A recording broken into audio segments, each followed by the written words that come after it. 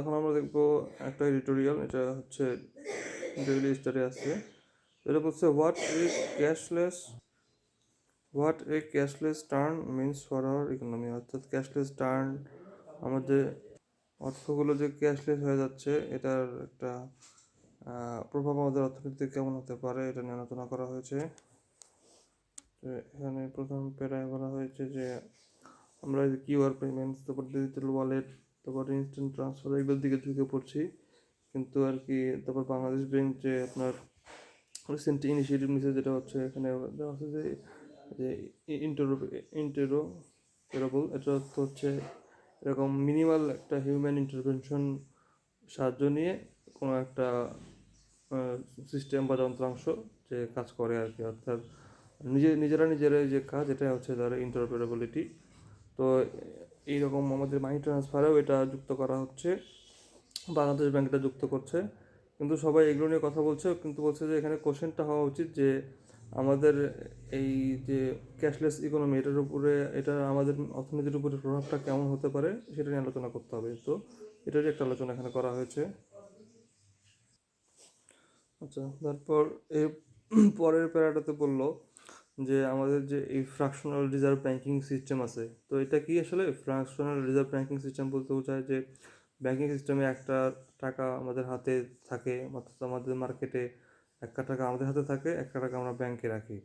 তো একটা টাকা হচ্ছে এরকম, সেটার উপরে মানে সুদ খাটিয়ে আমরা সেখান থেকে লাভ অর্জন করতে পারি, আবার নির্দিষ্ট একটা টাকা আমাদের হাতে রাখি। তো এটাই হচ্ছে ফ্র্যাকশন, অর্থাৎ একটা ভগ্নাংশ, অর্থাৎ কিছু অংশ রাখি, কিছু অংশ আমরা ব্যাংকে রাখি, এরকম আর কি, হাতে রাখি, কিছু অংশ ব্যাংকে রাখি। তো এই অবস্থা যে এই যে সিস্টেমটা আর কি, এখানে দেখা যায় যে হচ্ছে অনেক সময় একটা বড় অংশ লোকজনের হাতে থাকতে পারে, যার কারণে যে ইকোনমি যে বুস্ট করবে সেই বুস্ট করার ক্যাপাবিলিটি মাঝে মধ্যে হারায় যায়। তো যেটাকে বলছে যে এই যে আপনার দেখেন এখানে বলছে যে মানি মাল্টিপ্লায়ার, এখানে যে বলছে মানি মাল্টিপ্লায়ার, তো এটা দ্বারা বোঝাচ্ছে যে অর্থাৎ আমি 10 টাকা ব্যাংকে রাখলাম, সেখান থেকে একজন ব্যাংক আমাকে এরকম 6 মাস পরে এরকম 11 টাকা দিচ্ছে বা 15 টাকা দিচ্ছে। তো এবং সেই আমি যে টাকাটা ব্যাংকে রাখলাম সেটা আবার ব্যাংক অন্যজনকে ধার দিচ্ছে, ধার দিয়ে ব্যাংক আবার তার কাছ থেকে একটা সুদসহ টাকা নিয়ে নিচ্ছে। এই যে একটা টাকায় 10 টাকা থেকে 15 টাকা হচ্ছে, 15 টাকা থেকে আমি 20 টাকা করতেছি, এটা হচ্ছে মানি মাল্টিপ্লায়ার। অর্থাৎ একটা টাকা মানে মার্কেটে কত জনের কাছ থেকে ঘুরে আসে, মানে 10 টাকা থেকে 15 টাকা 20 টাকা হচ্ছে, অর্থাৎ টাকাটা যে কত হারে বৃদ্ধি পাচ্ছে, এটাই হচ্ছে মানি মাল্টিপ্লায়ার। তো এটা দ্বারা সুবিধা কি যে হচ্ছে টাকাটা হাত বদল হয়, যার টাকা দরকার তার কাছে চলে যায়, এরকম অর্থনীতিতে প্রোডাক্টিভিটি বাড়ে, সমাজে উন্নতি হয় আর কি। তো এটা হচ্ছে এটার সুবিধা, অর্থাৎ মানি মাল্টিপ্লায়ার। তো আমাদের যে ট্রেডিশনাল যে একটা সিস্টেম আছে, এখানে দেখবেন যে আমাদের হাতেই দেখা যায় অনেক সময় বেশি টাকা থাকে, অর্থাৎ আমরা প্রোডাকশন অতটা করতে পারি না, অর্থাৎ আমরা ব্যাংকে টাকা দিই না, ব্যাংক মার্কেটে সেটা ফ্লো করতে পারে না, যার কারণে একটা এরকম স্থবির একটা ইকোনমি হতে পারে। কিন্তু এই যে যেটা ক্যাশলেস ইকোনমি, এখানে দেখবেন যে আপনি কোনো একটা ডিজিটাল সোর্সে আপনি টাকাটা রাখছেন, তো সেখান থেকে কিন্তু আপনি খুব সহজেই একটা ব্যাংক আপনার কাছ থেকে ধরেন ওখানে একটা ডিপোজিট করলেন, বিকাশে ডিপোজিট করলেন বা নগদের ডিপোজিট করলেন। তো যার কারণে আলটিমেটলি কিন্তু ওই ব্যাংকের সেন্ট্রাল ব্যাংক, এরকম একটা সোনালী ব্যাংক হোক বা তার সাথে বিকাশের পার্টনারশিপ আছে, তার কাছে কিন্তু টাকাটা যাচ্ছে।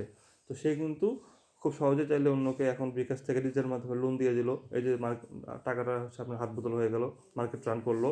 তো এটা কিন্তু ক্যাশলেস ইকোনমিতে খুব আর কি মানে আর কি খুব আর কি সহজ। কিন্তু যেটা আপনার আমাদের যে ট্রেডিশনাল ক্যাশ সিস্টেম, এখানে কিন্তু এটা অনেকটা কঠিন আর কি। এই জন্য বললো এটা আমাদের জন্য অনেক একটা ভালো দিক আর কি, যদি ক্যাশলেস করা হয় মানে মাল্টিপ্লায়ার ইফেক্ট বাড়বে এবং বেশ ভালো ইকোনমি রান করতে পারবে। তো এখানে একটা টার্ম আছে যেটা আমরা মিস করে গেছি, সেটা হচ্ছে এখানে কারেন্সি লিকেজ। এখানে কারেন্সি লিকেজ আছে। তো এটা দ্বারা বোঝায় এই যে আমরা টাকাগুলো ক্যাশলেস না করে আমরা ট্রেডিশনাল সিস্টেম ব্যবহার করছি, এখানে একটা ভালো একটা অংশ সেটা হচ্ছে গ্রাহকের হাতেই থেকে যায়, সেটা অর্থনীতির কাজে আসছে না। তো এটাকেই বলছে একটা কারেন্সি লিকেজ। আচ্ছা, তারপর পরের প্যারায় বলা হচ্ছে এরকম কেনিয়াতে তারা হচ্ছে এরকম ক্যাশলেস একটা সিস্টেম, যেটা হচ্ছে এম-পেসা নাম, সেটা তারা গ্রহণ করেছিল উদ্যোগটা। তো সেখানে তাদের কি হয়েছে, আপনার হচ্ছে এই ব্রড মানির যে আপনার হচ্ছে ব্রড মানিটা বেজ মানির চেয়ে এরকম হচ্ছে 5-এর নিচে ছিল, সেটা এরকম 10-এর উপরে চলে গেছে। তো তো ব্রড মানি কি? ব্রড মানি হচ্ছে যে টাকাটা অর্থনীতিতে মুক্তভাবে চলাচল করতে থাকে বা চলাচলের সক্ষমতা রাখে, সেটা হচ্ছে ব্রড মানি। আর বেজ মানি বলতে বোঝায় যেটা কেন্দ্রীয় ব্যাংকের নিয়ন্ত্রণে থাকে, অর্থাৎ ব্যাংক চাইলে সেটাকে নিয়ন্ত্রণ করতে পারবে। তো বলছে যে এই আপনার হচ্ছে আপনার যে বেজ মানির তুলনায় ব্রড মানিটা এরকম 10%-এরও বেশি এরকম এখন হয়ে গেছে আর কি, বাড়ছে আর কি ইনক্রিজটা এটার।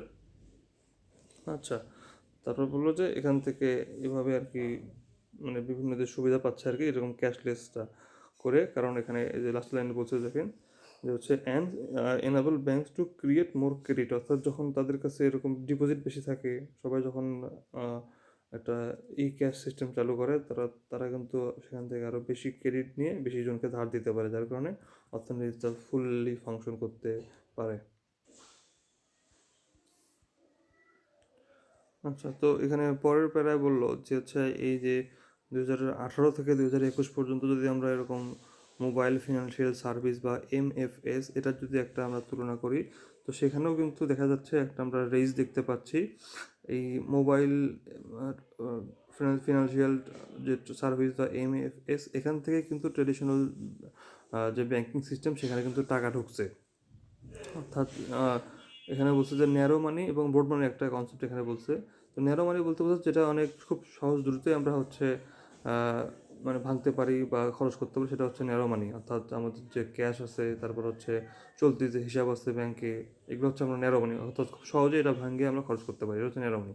আর ব্রড মানি বলতে বোঝাচ্ছে যেটা হচ্ছে একটু ধরেন মানে বেশি মানে দীর্ঘকালীন একটা হচ্ছে আপনার কোনো একটা হিসাব আছে অথবা আপনার কোনো একটা ডিপোজিট আছে, সেগুলো হচ্ছে আপনার ব্রড মানি, যেটা ভাঙ্গা একটু আর কি কষ্টকর কিন্তু ভাঙ্গা যাবে আর কি।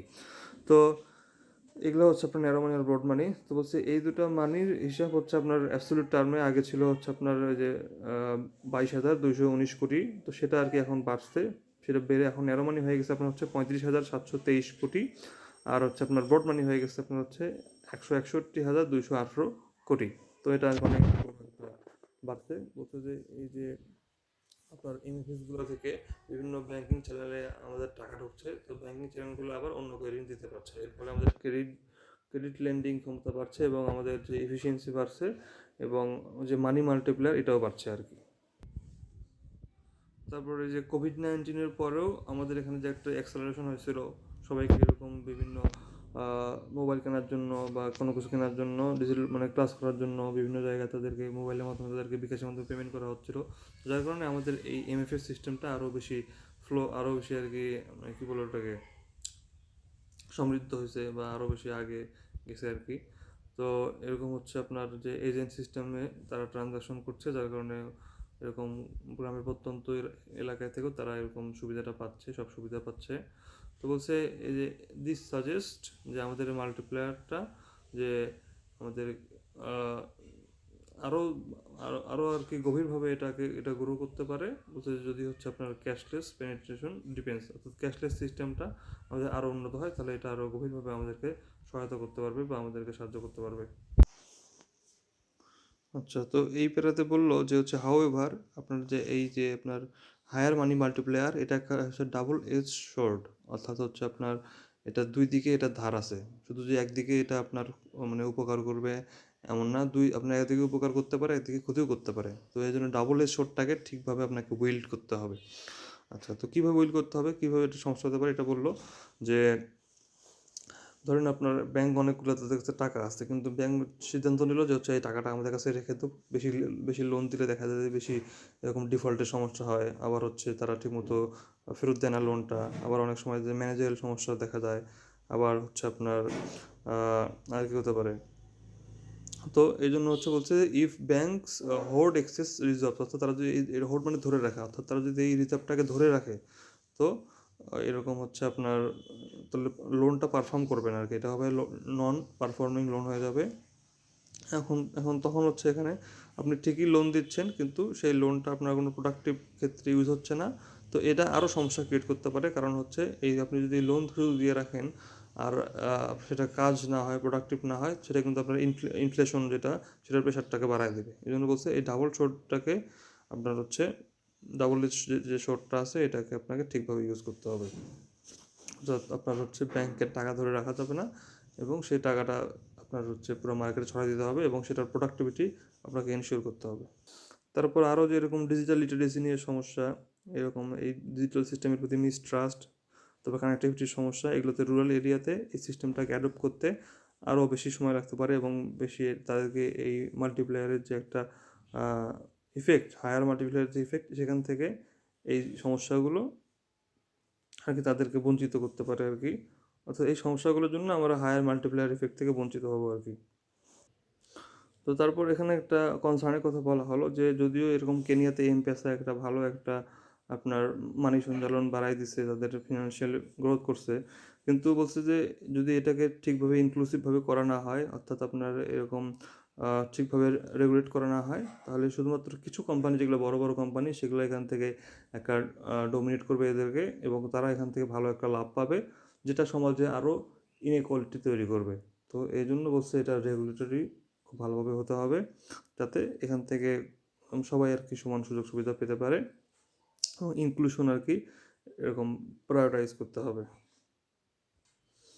তো বাংলাদেশে ওই সমস্যাটা হতে পারে। তো বলছে যে বাংলাদেশে কিন্তু অলরেডি আপনার এই এমএফএস সিস্টেমটা একটা বড় একটা এরকম গ্রোথ করছে, যেটা হচ্ছে রিশেপিং দ্য ব্যাঙ্কিং সিস্টেম, যেটা বলছে যে 10% উপরে হচ্ছে আপনার এখানে M1 এবং M2-তে এই এমএফএসগুলোর কন্ট্রিবিউশন, যেটা একটা প্রমাণ যে হচ্ছে আমাদের এই আপনার যে মোবাইল ব্যাঙ্কিং সিস্টেম, এটা হচ্ছে আপনার ব্যাঙ্কিং সিস্টেমে একটা রিভলিউশন আনছে।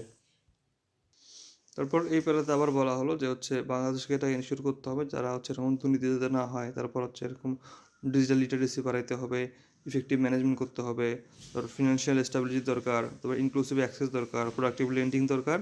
এসব যদি করা হয় তাহলে একটা পুরো একটা ইনক্লুসিভ উন্নয়ন হবে, নাহলে দেখা যাবে একটা শুধুমাত্র একটা নির্দিষ্ট একটা গোষ্ঠীর উন্নয়ন হবে, বাকিদের উন্নয়ন হচ্ছে না।